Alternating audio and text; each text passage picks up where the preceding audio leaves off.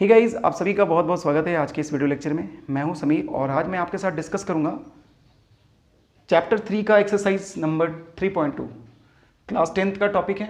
ठीक है, NCERT book से मैं क्वेश्चन करवा रहा हूं 3.2 का। ठीक है, तो ये चैप्टर क्या है? पेयर ऑफ लीनियर इक्वेशन है। चैप्टर का नाम क्या है? Pair of linear equation. तो स्टूडेंट, पिछले वीडियो लेक्चर में मैंने एक्सरसाइज 3.1 तक पूरा कंप्लीट सॉल्यूशन करा दिया है। तो अगर आपने वो वीडियो लेक्चर नहीं देखा है तो नीचे जाइए, डिस्क्रिप्शन है, वहाँ पे आपको लिंक मिल जाएगा। पीछे के जितने भी मैंने वीडियो बनाया ना, सबका लिंक आपको उस डिस्क्रिप्शन में मिल जाएगा। ठीक है, अब आप यहाँ पे ध्यान से देखो। एक्सरसाइज 3.2 का मैं क्वेश्चन नंबर 1 आज इस वीडियो लेक्चर में करवा रहा हूँ सॉल्व। इसका मैं फर्स्ट पार्ट और सेकंड पार्ट दोनों पार्ट सॉल्व कराऊंगा। इसमें फर्स्ट पार्ट में भी एक अलग सिचुएशन दिया हुआ है स्टूडेंट, और सेकंड पार्ट में भी एक अलग सिचुएशन दिया हुआ है। ठीक है, उनको हमें ग्राफिकली सॉल्व करना है और उससे पहले हमें linear equation, pair of linear equation form करना है दोनों के। तो देखिए कैसे करेंगे, आइए स्टार्ट करते हैं वीडियो को। देखिए क्वेश्चन नंबर 1 में बोला है form the pair of linear equation in the following problems. मतलब नीचे जो प्रॉब्लम्स दिए हुआ है उसका आपको लीनियर इक्वेशन बनाना है और फिर आपको सॉल्यूशन फाइंड करना है ग्राफिकली।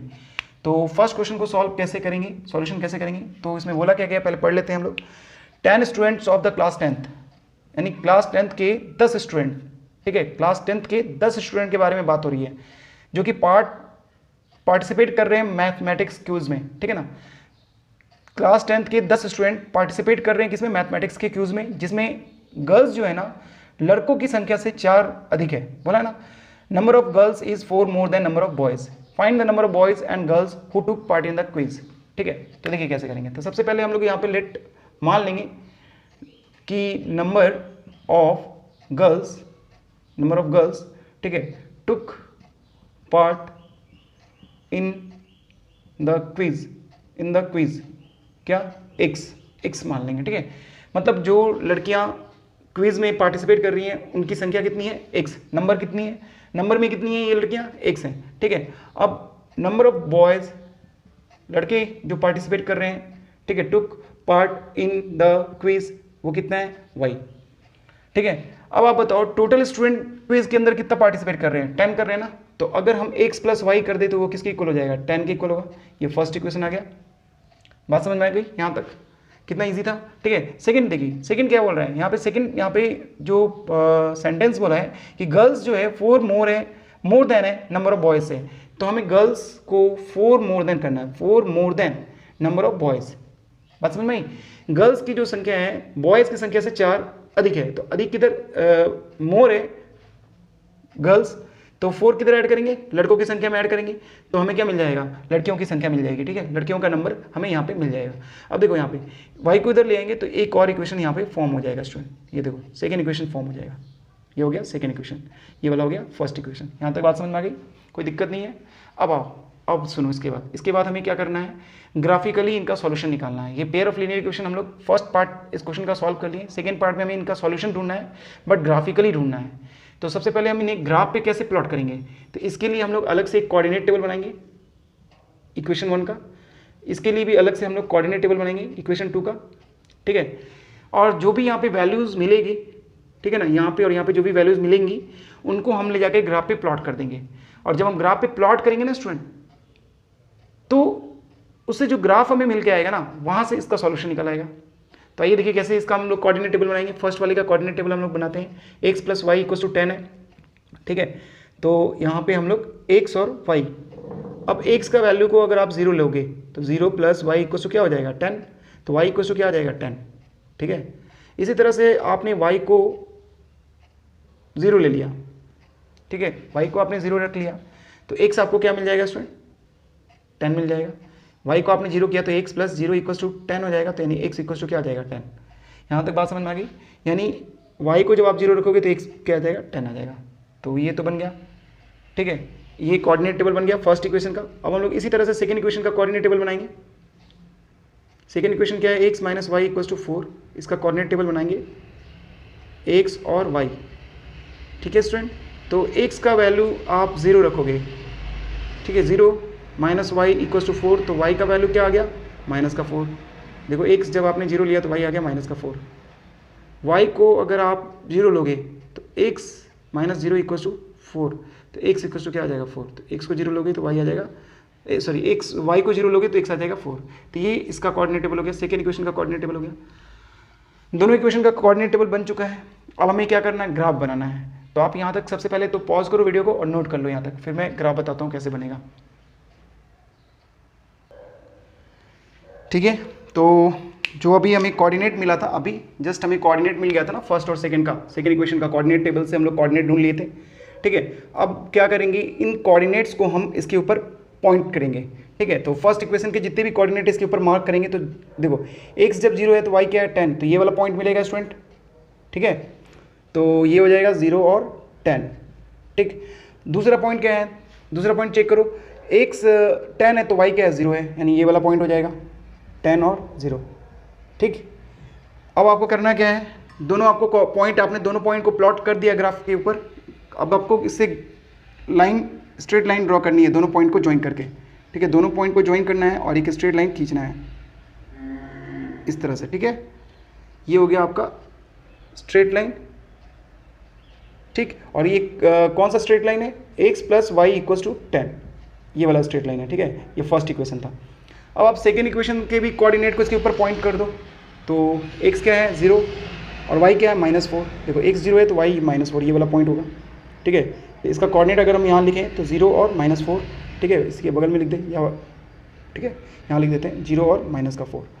ओके, नेक्स्ट देखो स्टूडेंट क्या है, x 4 है, y क्या है 0 है, तो ये वाला कोऑर्डिनेट मिल रहा है ना, x 4 और y 0।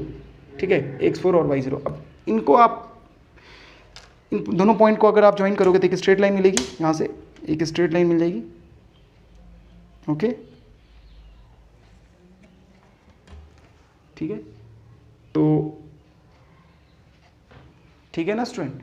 तो अब आप देखो यहाँ पे ये जो पॉइंट, जिस पॉइंट पे ये दोनों स्ट्रेट लाइन, ये कौन सा स्ट्रेट लाइन है पहले लिख देते हैं, ये x minus y equal to 4 second equation. ठीक है, उसकी स्ट्रेट लाइन है। अब आप जरा ध्यान से देखो स्टूडेंट, ध्यान से देखना एकदम बिल्कुल, कि जिस पॉइंट पे ये इंटरसेक्ट हो रहा है ना, यानी ये वाला पॉइंट को मान लेते हैं P।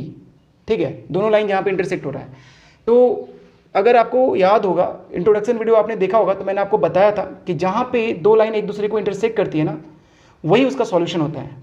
ग्राफ में अगर आपको ग्राफिकली सॉल्यूशन ढूंढना है तो आपको क्या देखना होगा कि जो आप ग्राफ ड्रॉ कर रहे हो, और ग्राफ ड्रॉ करोगे तो आपको क्या मिलेगी, स्ट्रेट लाइन मिलेगी। तो आपको देखना होगा कि स्ट्रेट लाइन एक दूसरे को किस पॉइंट पे इंटरसेक्ट कर रही है, वही उस क्वेश्चन का सॉल्यूशन होगा। ग्राफिकली सॉल्यूशन वही उस क्वेश्चन का होगा।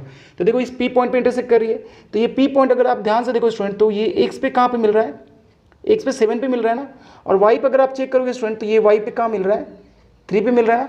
यानी इसका अगर कोऑर्डिनेट लिखे, x कोऑर्डिनेट P का x कोऑर्डिनेट क्या हो गया 7 और y कोऑर्डिनेट क्या हो जाएगा 3। तो आप बोल सकते हो ना x का आंसर क्या हो गया स्टूडेंट 7 और y का आंसर क्या आ रहा है 3। तो x क्या, हमने x क्या माना था, गर्ल्स के नंबर को माना था, यानी कि गर्ल्स का जो नंबर है वो क्या हो गया 7 और बॉयज़ का जो नंबर है वो क्या हो गया 3। तो आप जाकर के चेक कर सकते हैं स्टूडेंट, यही आंसर होगा आपका। ठीक है, तो ये हो गया ग्राफिकली सॉल्यूशन। ग्राफ के द्वारा आपको ढूंढना है इसके आंसर को, क्वेश्चन को। पहले आपको कैसे ग्राफ बनाना है मैंने बता दिया। पहले आप इक्वेशन बनाओ, पेयर ऑफ लीनियर इक्वेशन, जिससे कि आपका फर्स्ट पार्ट सॉल्व हो जाएगा। उसके बाद बोला है find their solution graphically, graphically solve करना है। तो जब आप इक्वेशन बनाओगे उससे आपको कोऑर्डिनेट टेबल ड्रॉ कर लेना है। ठीक है, दोनों इक्वेशन से दो कोऑर्डिनेट टेबल आपको मिल जाएगा। उन दोनों कोऑर्डिनेट टेबल में जो भी आपको पॉइंट मिलेगा उसको एक्सिस ड्रॉ करो, ग्राफ पेपर के ऊपर एक्सिस ड्रॉ करके ग्राफ पेपर के ऊपर करना है सारा काम, पेंसिल से करना है। ठीक है ना, पेन का यूज़ नहीं करना है, पेन का यूज़ नहीं करना। ठीक है, पेंसिल से करना है। ग्राफ पेपर पे आप पॉइंट मार्क करो इस तरह से जैसे मैंने मार्क किया है। उसके बाद इन सारे पॉइंट को उसके ऊपर पॉइंट आउट कर दो ग्राफ के ऊपर। फिर उससे जो स्ट्रेट लाइन बनेगी, फर्स्ट वाली ये वाली स्ट्रेट लाइन बनी, सेकेंड वाली ये स्ट्रेट लाइन बनी, बनाओ। जहाँ पे दोनों स्ट्रेट लाइन इंटरसेक्ट करेगी ना, जिस पॉइंट पे दोनों स्ट्रेट लाइन इंटरसेक्ट करेगी वही इस क्वेश्चन का क्या होगा, सॉल्यूशन होगा। तो देखो से इस पॉइंट पे इंटरसेक्ट करी थी P और इसका कोऑर्डिनेट क्या 7 और 3, यानी x का वैल्यू 7 हो गया और y का वैल्यू क्या हो गया 3। आप जाकर के चेक कर सकते हो, x गर्ल्स 7 है और नंबर ऑफ बॉयज़ 3 है। वैसे भी क्या बोला था स्टूडेंट, यहाँ पे पढ़ो, नंबर ऑफ गर्ल्स जो है 4 अधिक थी ना किससे, नंबर ऑफ बॉयज़ से। तो नंबर ऑफ बॉयज़ कितना है यहाँ पे 3, तो 3 में अगर 4 ऐड करेंगे तो हमें क्या मिल जाएगा 7 मिल जाएगा। तो ये हो गया फाइनल सॉल्यूशन। ठीक है, अब हम लोग सेकंड वाला क्वेश्चन देखते हैं। इसी तरह बिल्कुल बनेगा। सेकंड वाले क्वेश्चन के लिए जब तक करेंगे आप इसको पॉज करके एक बार नोट कर लो फटाफट से, फिर सेकंड करते हैं। सेकंड वाले में क्या सिचुएशन है, 5 pencils and 7 pens together cost ₹50। मतलब 5 पेंसिल और 7 पेन का जो इकट्ठा कॉस्ट है वो कितना है 50 है।